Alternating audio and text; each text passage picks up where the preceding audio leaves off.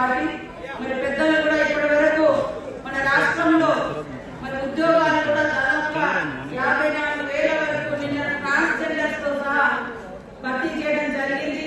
అదేవిధంగా ఉద్యోగుల యొక్క డిఏలు కూడా మరి పెండింగ్ డిఏలు కూడా ఒక్కొక్కటి ఇస్తూ వస్తున్నారు. అదేవిధంగా మనకు నిన్నగా మొన్న 21,000 కోట్ల రూపాయలు రుణమాఫీ చేపట్టారు.